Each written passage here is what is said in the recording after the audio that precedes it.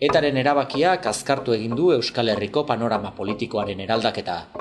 Marrazten ari den eszenatoki berri honetara galdera eta erronka asko ekarri ditu. Tartean, estatuen itxikeriaren aurrean erabili beharreko borroka moldeen inguruko eztabaida. Behin borroka armatuaren autua alboratuta, desobedientzia zibila edota indarkeria eza aktiboa bezalako kontzeptuak, gure artean beti presente izan direnak baina akaso bigarren maila batean, presentzia handiagoa ari dira hartzen. Eta hain zuzen ere, eztabaida hau sustatzeko asmoz etorri da Ziztadak dokumentala. Martin Luther King eskubide zibilen aldeko aktivistaren hitzetan du jatorria, Bidea helburu elkarteak egindako film honen izenak.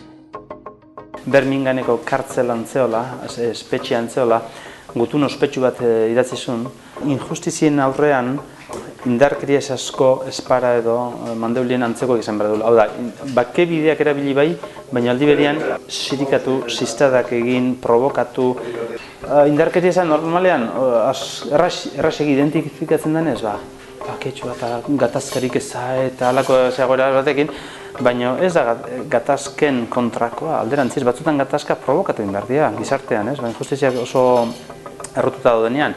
Eta askotan gertatu izan da, hain zuzen ere, indarkeriaren monopolioa beretzat gordetzen duten horiek, gero gandizale, kintzale bihurtzea, eta gizarte mugimenduak, aurrean izan zen gizarte mugimenduak desakreditatzeko baina esan zaitezte hau esla baketsu ez, eta esan zaitezte borrokatu ezazue, bakezko bidetatik baino borrokatu ezazue, baina hori etzaigu interesatzen Ziztadak, etzaigu interesatzen erresistentzia, zer dan erresistentzia pasiba, zer dan erresistentzia aktiba, zer dan indarkeria ezaskoa, noraino dan indarkeria ezaskoa, eta gure artean ere ez da bida baitugu, azkena adibidez, tarta bat botatzea, presidente batei, noraino dan indarkezkoa edo ez, noraino dan pertsona fizikoa, hor, ez da beida agortezina dago, baina bai behintzat kontzeptu nagusi batzuk nahi ditugu berreskuratu, reibindikatu, kolaborazio eza sistema osoarekin, kontzeptu importantea eta berreskuratu eta aplikatu leke gaurko egoeran.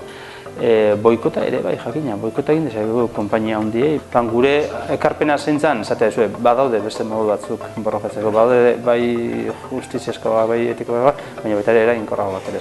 Hor ekarpen bat egin nahi genuen, eta egokitu da, kasualidadez edo, aurkezpena egiterako, zueten behin betikoa badakagula, eta bestelako gara batean gaudela. Gizarte eraldatzen jarraitzeko beharra badago, gizartea eraldatzeko borrokan eta lanean jarraitzeko garaia da, eta horre ere Ziztada izaneko enduke, ez gaitezen duen denak lokartu eta pentsatu, hori bukatu da, beraz denak konpontago ez. Badela realitate bat hortik kanpo, fokoetatik eta titularretatik kanpo izugarrizko garrantzia izan duna, eta nolabait reibindikatu nahi duna, eta herriari eta gaztei eta guzti esan zuen. Herri honen historia politikoa ez da indarkerina bakarrik izan. Hemen borroka asko egon dira, jende asko egon da lanean bestelako zen, eta hori guztia azaleratu ere nahi izan dugu. Dokumentalak gure herrian oso ezagunak izan diren gertakari, borroka eta pentsamolde sorta anitzak bildu ditu. Ikastolen sorkuntzatik Bilboko Kukutza gaztetxera.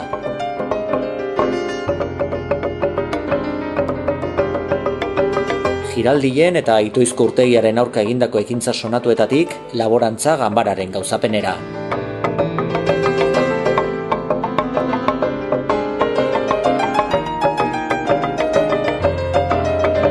Desobedientzia zibilean bideo paroa jorratu zuten demoek, intsumisioaren aldeko mugimenduak edota ekintza zuzeneko kideek historiarako utzitako une gogoangarriak. Hay momentos son gloriosos en la acción directa, ¿no? De que vives cosas que son impensables. Y nos plantamos en ese futuro hipotético, entonces se trataba de eso. Era el día anterior al referéndum, están las fuerzas de la ONU, estaban ya controlando la estación para el desarme, y aparecieron unos armados, los guardias civiles, como no. Me tocó ser comandante de la ONU allí, saludamos militarmente al guardia civil, al responsable, y estaba tan descolocado el hombre frente a los de la ONU, que me hace así, me saluda, y me dice, ¿qué hacen ustedes aquí? Le dije que por favor se desarmara y demás. Entonces ellos se quedan muy descolocados, no les viene en el libro de... Vivimos el día anterior al referéndum de autodeterminación. Y nos fue como el chichi, lo pasamos como Dios. Y como algún día llegará, ya tenemos entrenado el día.